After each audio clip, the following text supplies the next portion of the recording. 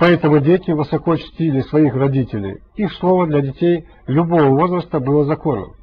Народная педагогика ингушей отличалась гуманностью методов воспитания. Основными методами воспитания были методы убеждения, внушения, личный пример. Ингуши стремились всесторонне воспитывать своих детей умственно, физически, нравственно, эстетически и даже экологически. Ну вот сейчас говорят экология там и так далее, так? А у наших каждой букашки ребенок относился с какой-то песенкой. Среди детей такой, значит, был мир детей, и они говорили, если ты убьешь лягушку, у тебя подохнет корова. Если ты разрушишь муравейник, тебя застигнет дождь. Даже мы застали.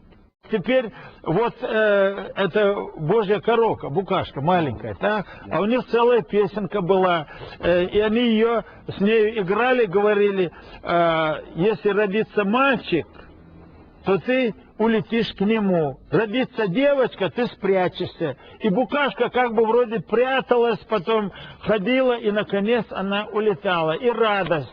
Вот родится мальчик, так? Рождение сына у ингушей считалось большим праздником.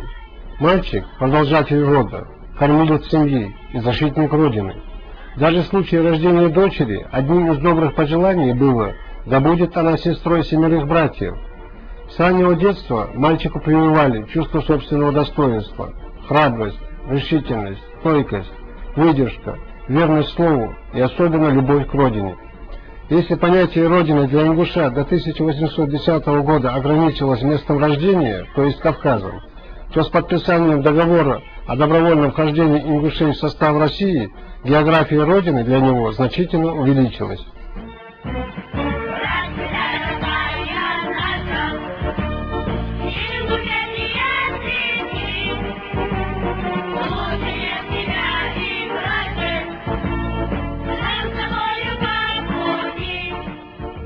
А что же касается договора 1810 года, то этот договор был подписан 22 августа 1810 года в крепости Владикавказ.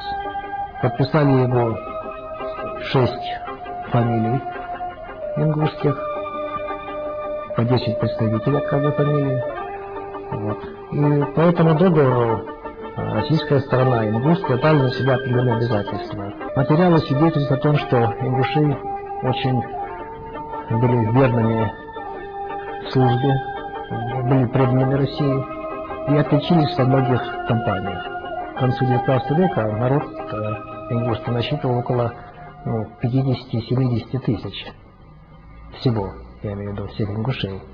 Ну и представьте себе, что к этому времени, к началу XX века, ингуши имели 5 генералов российской армии. Для такого маленького народа это очень большое количество. Кроме того, было много высших офицеров, я имею в виду полковников и ниже. В то время, как тысячи сынов Ингушетии и Чечни, не жалея жизни, защищали Родину от немецких захватчиков, шли в бой и умирали со словами «За Родину, за Сталина», бесчеловечный сталинский режим депортировал ингушей и чеченцев в Казахстан и Среднюю Азию, где более половины нации погибло от голода, холода, болезней. Кто не помнит прошлого, не имеет будущего. Назидание потомкам, чтобы помнили о тяжелых и страшных страницах истории своего народа, в столице Ингушетии построен памятник жертвам репрессий. Это было хмурое снежное утро, среда, 23 февраля, день Советской армии, военно-морского флота. А в этот день чуть свет, постучали, мы еще спали, в двери заходят солдаты, мужчинам всем на сход в центр села, а женщины и дети немедленно собирайтесь, значит, свозили в какой-то общий двор. Мы первую ночь провели под открытым небом, значит, в этом дворе нас со всего квартала согнали, значит, в этот двор, Ну, можете представить, люди жгли там костры, снег шел, холодно, зима. На второй день вечером подогнали студебекели, и по 12 семей в один кузов прям заталкивали, битком набитый вот человек, вот 3 слоя людей вот забивали в эти кузова, и потом повезли в Назрань. Двухосный вагон, нас затолкали 12 семей. Это там и вещи какие были, и продовольствие, все это, и вагон закрыли, и на второй день утром мы, когда в окно посмотрели, уже вагоны катились по чужим степям, по чужим заснеженным степям и так далее. Нас везли 26 суток от Назрани до Петропавловска, Северо-Казахстанской области.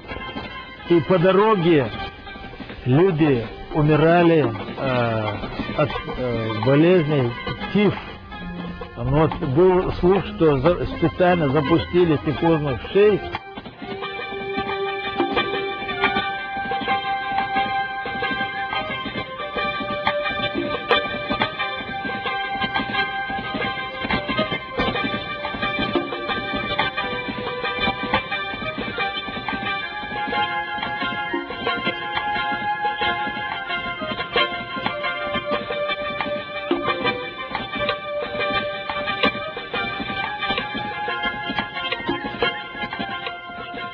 Ну а потом самое страшное впечатление, когда привезли Петропавловск, нас в город не завезли, а на окраине города, прямо в открытой степи, буран, и детей, стариков, мы были плохо одеты, и прямо выгрузили на снег.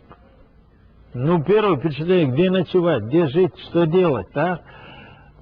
Тут же через час подогнали грузовые автомашины, стариков, женщин и детей погрузили на эти открытые вот кузова, и буран, снег, нас повезли уже по районам. И наверняка мы бы там умерли с голода, если бы не баптисты этого села. Значит, старший этих баптистов, старик, дед Даваскиба, позвал моего деда, сказал: я слыхал, что умирают с голоду ваши люди, я поручил своим людям, чтобы вас спасти. Мы тоже очень плохо живем, он сказал, но мы не дадим, чтобы из вас кто-то умер. Ну, мне запоминается один случай, когда в Северном Казахстане в разгар весны может подуть буран. 15 мая подул буран, много замерзло этого рабочего скота, люди замерзли. И вот мой отец в нетопленой комнате с голодной семьей сидел, очень переживал, что мы здесь все умрем там и так далее. И вот в это время стук в окно. Когда отец посмотрел, а это коршун степной, в когтях держал мышь пойманную, и он говорит: я Аллах, говорит, это мне знамение. Он упрекает меня в том, что ты так расслабился. Посмотри на меня, коршун говорит. Мне Аллах послал пищу в этом кромешном аду, и тебе пошлет. И вот коршун этот улетел, а хозяин, у которого мы жили, принес стропилу от своего сарая, сам распилил и дал, затопил огонь, чтобы детям приготовить кушать. Да? Вот отец мне рассказывал после этого, сколько ему не было трудно, он всегда вспоминал этого коршуна, который сел на окно и вселил в него дух.